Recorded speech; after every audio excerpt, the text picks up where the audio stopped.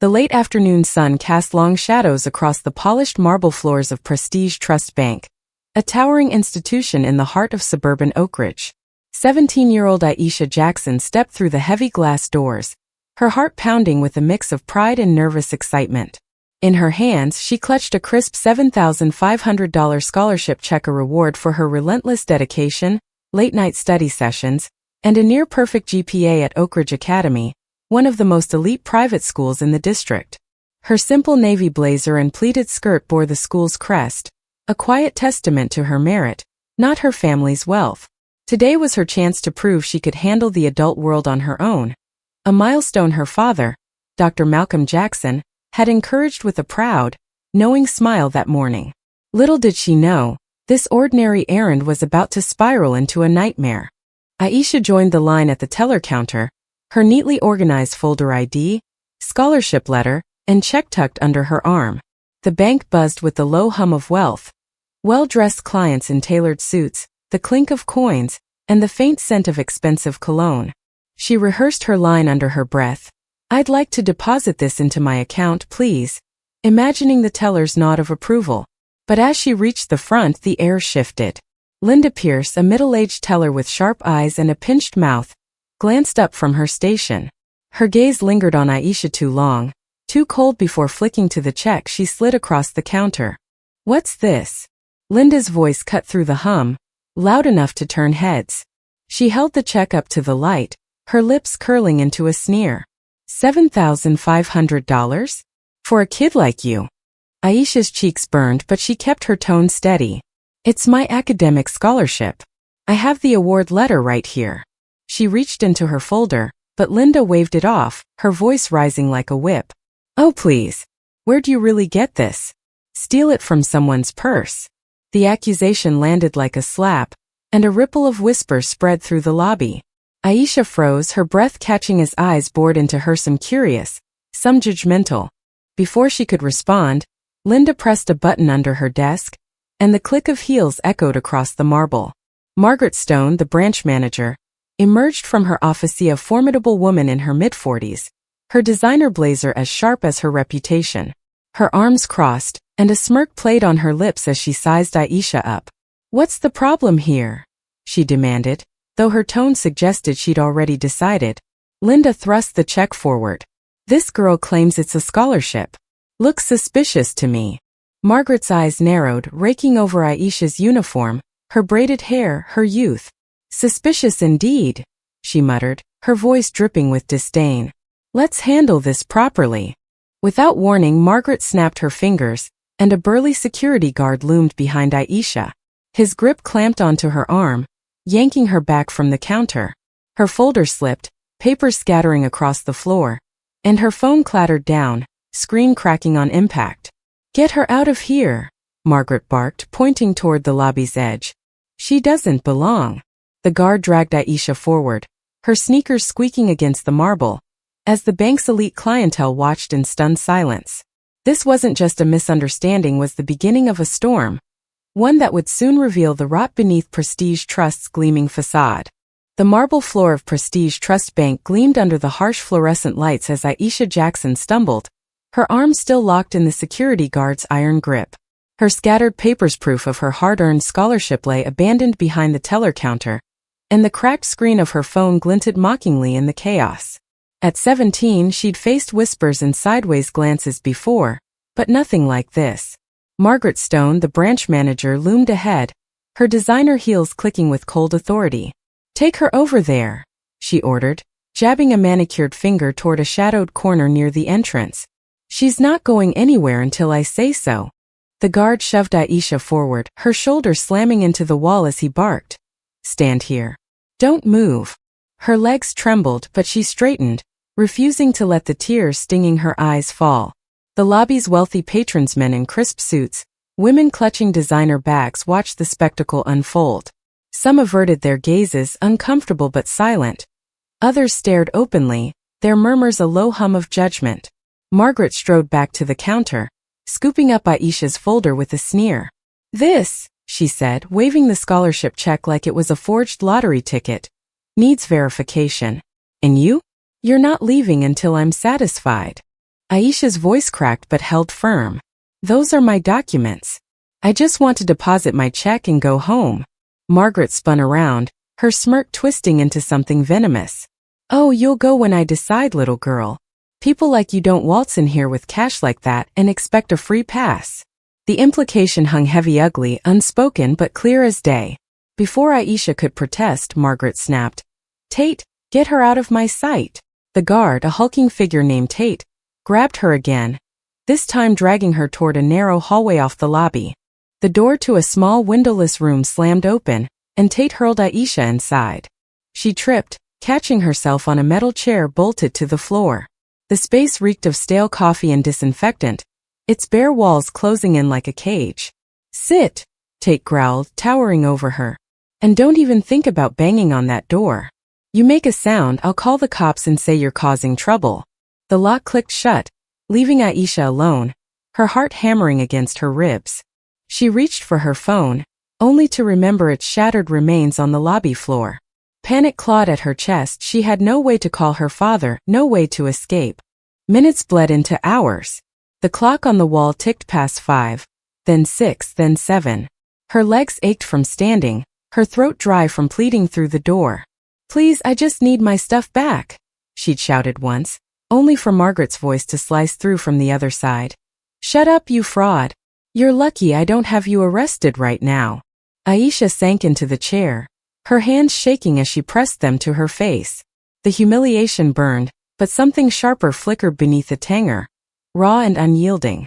She didn't know how, but she'd make them pay for this. Outside, the bank carried on, its polished facade hiding the cruelty within. Margaret strutted through the lobby, fawning over a white couple depositing a modest check, offering them coffee and a private lounge.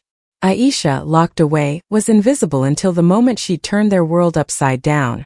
The storm was brewing, and Margaret had no idea what she'd unleashed. The air in the cramped, windowless room at Prestige Trust Bank grew stifling as Aisha Jackson sat trapped, the metal chair cold against her aching legs. 5 hours had crawled by since Margaret Stone, the branch manager, had locked her in, her scholarship check and ID confiscated, her pleas ignored. The faint hum of the bank's lobby filtered through the thick door, a cruel reminder of the world moving on without her. At 17, Aisha had faced injustice before, but this was different. This was personal, suffocating, and wrong. Her cracked phone was lost somewhere beyond these walls, and her father, Dr. Malcolm Jackson, would be pacing their elegant Oak Ridge home by now, wondering why she hadn't returned. She pressed her ear to the door, desperate for a sound, a chance, anything. Then she heard it, low voices, sharp and secretive, drifting from the hallway. Aisha froze, her breath shallow, as Margaret's clipped tones cut through the silence. Make it quick, Daniel. No one can know you're here. Footsteps approached, heavy and deliberate, followed by a man's gruff reply. You'd better have everything I asked for, Stone. This is my shot to bury him. Aisha's pulse quickened. She edged closer, peering through the thin gap where the door didn't quite meet the frame, a sliver of light revealing Margaret ushering a tall, impeccably dressed man into an adjacent office. His charcoal suit screamed money, his silver hair glinting under the bank's lights. Aisha's stomach twisted. She'd seen his face before in her father's study, on a rival bank's annual report. Daniel Voss, CEO of Apex Finance. The office door clicked shut, but not fully a careless mistake. Through the crack, Aisha glimpsed Margaret pulling a USB drive from her desk, its sleek surface catching the light. She handed it to Voss with a smirk. Client lists, VIP accounts, acquisition timeline, everything Malcolm Jackson's been building. You'll have Prestige Trust in ruins by next quarter. Voss plugged the drive into his laptop, his eyes gleaming as files flashed across the screen. Perfect, he muttered, scrolling through spreadsheets. High-value clients flagged for transfer. And this, he tapped the screen. His merger plans. When he's distracted, I'll poach every last dollar. Maybe even that mansion of his at a foreclosure steal. Aisha's blood ran cold. Malcolm Jackson, her father, was the target. The man who'd risen from nothing to buy Prestige Trust, who'd taught her resilience and pride, was being betrayed in this very building. Her hands trembled as she pressed harder against the door, straining to hear more. Margaret leaned closer to Voss, her voice dropping to a conspiratorial hiss. He'll never see it coming. I've got half the staff too scared to talk and the rest don't care. Once Apex takes over, I'll be running this place under your banner." Voss chuckled darkly. "And that kid out there? Keep her quiet. She's collateral damage." The words hit Aisha like a punch. She wasn't just a victim of Margaret's racism, she was a pawn in a corporate war. Rage surged through her, drowning out the fear. She had no phone, no proof, but her mind raced, memorizing every damning word. Voss slipped the USB into his pocket, preparing to leave, oblivious to the girl in the next room who'd just become their undoing. The clock ticked on and Aisha vowed silently they'd pay starting with the moment she got free. The dim light in the locked room flickered as Aisha Jackson pressed her ear to the door, her heart pounding from the revelation of Margaret Stone's betrayal. 5 hours of captivity had left her legs numb, but the overheard conversation with Daniel Voss fueled a fire within her. At 17, she'd never felt so powerless or so determined. The USB of stolen data, her father's name on their lips, the casual cruelty of calling her collateral damage, it all seared into her mind. She had no phone, no way out, but she refused to stay a victim. The hallway beyond grew quiet, Voss's footsteps fading as he slipped out a side exit. Then a new sound, a soft shuffle, hesitant and close. Aisha tensed as the lock clicked. The door creaked open, revealing Kevin Tran, a young teller with nervous eyes and a mop of dark hair. He clutched a battered old phone, glancing over his shoulder. "You okay?" he whispered, his voice barely audible. "I saw what they did. It's not right."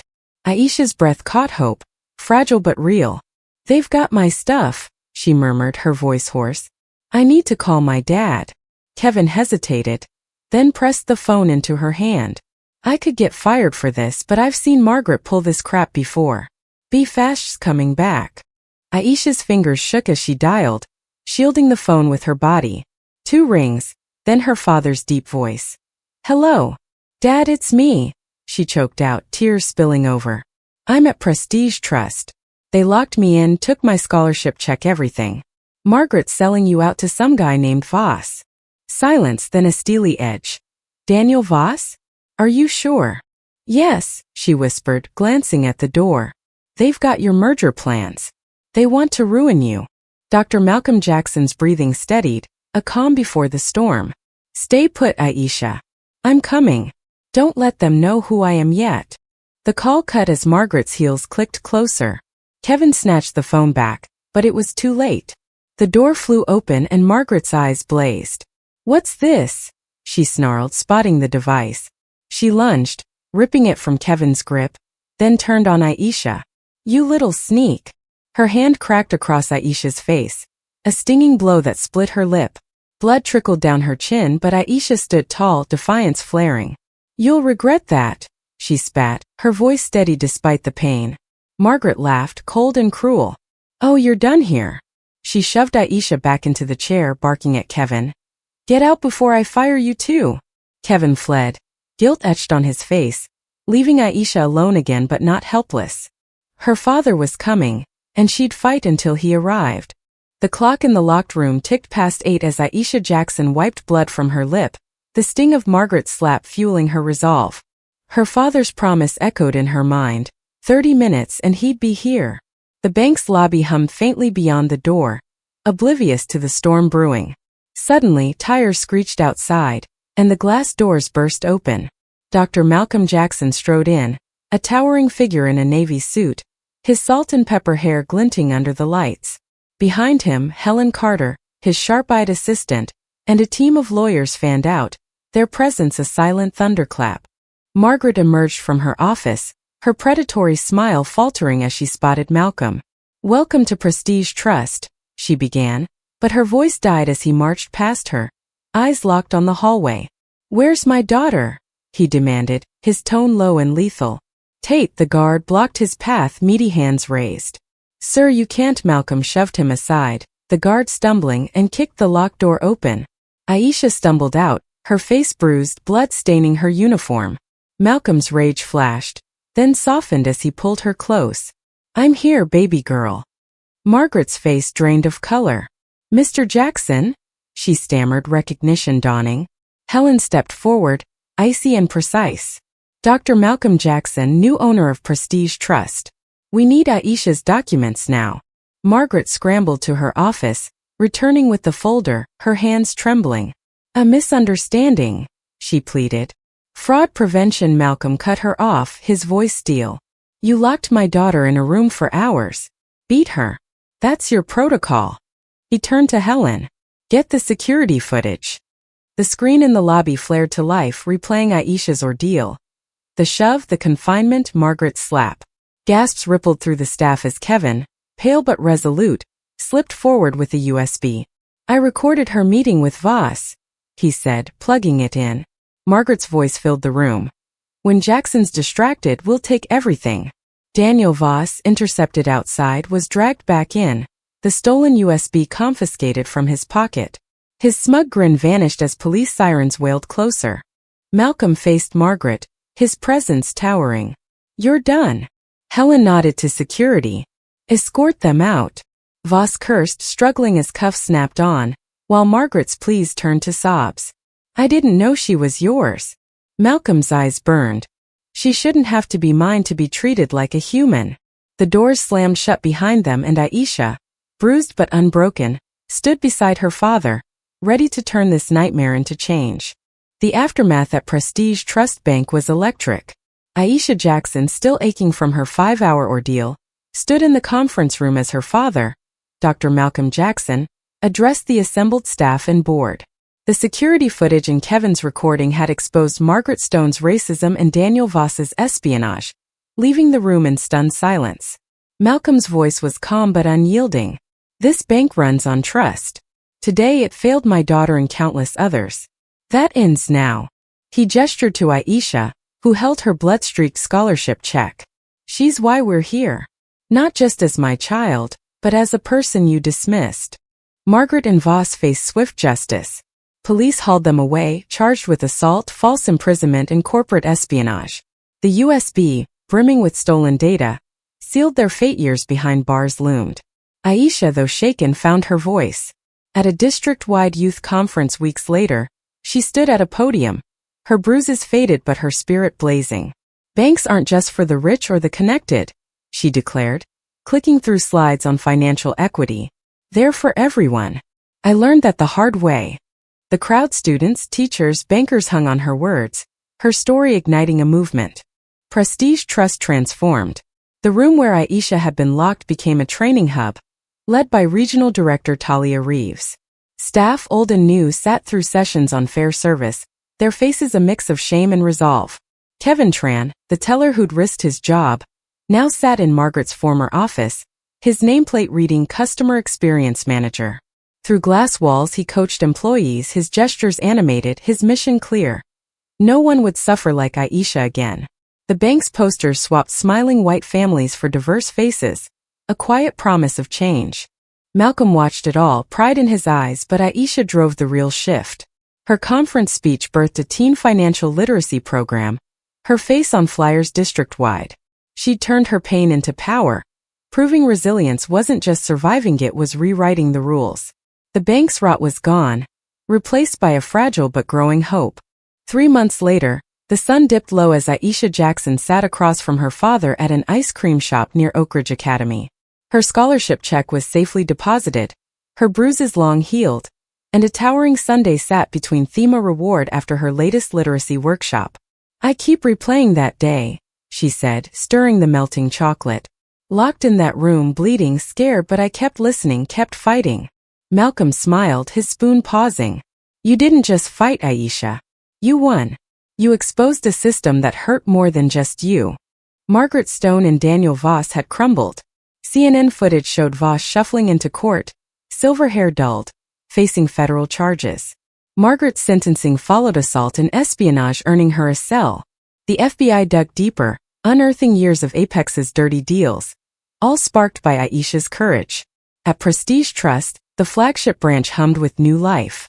Talia Reeves's training rolled out chain-wide, and Kevin Tran's mentorship reshaped service.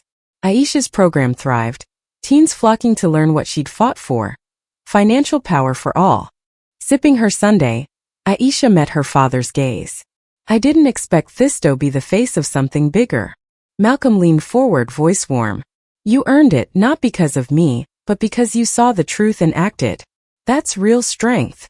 The lesson wasn't just Margaret's pale shock when she learned who Aisha was. It was that respect shouldn't hinge on a name.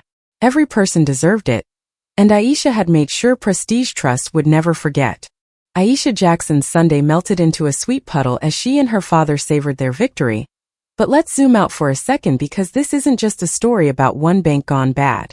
It's 2025, folks, and if you think racial profiling or corporate backstabbing are dusty relics of the past, check your newsfeed. From shady bank managers to CEOs with sticky fingers, the world still got its Margarets and Daniels, lurking behind polished counters or Zoom screens. Aisha's fight? It's not just hers, it's ours. Ever been judged by your hoodie instead of your hustle? Or stuck waiting while someone else gets the VIP treatment? Yeah, we've all got a little Aisha in us, and that's where the magic happens.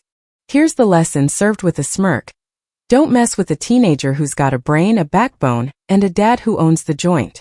Margaret thought she was the queen of Prestige Trust, but Aisha turned her throne into a timeout chair faster than you can say fraud alert. It's almost funny. Imagine her face when she realized she'd locked up the boss's kid. But the real punchline? Respect isn't a privilege you earn with a fancy last name, it's a right. So next time you're tempted to judge someone by their cover, remember, they might just rewrite your whole book. What about you? Ever had a moment where you turned a raw deal into a wine or wanted to shove a scholarship check in someone's smug face? Drop your story in the comments. I'm dying to hear how you've outsmarted your own Margaret. And hey, don't ghost us. Hit that subscribe button for more tales of grit, justice, and the occasional ice cream victory. Aisha's just the start. Stick around to see who's next to shake up the system. Your support keeps these stories coming. So let's keep the conversation alive.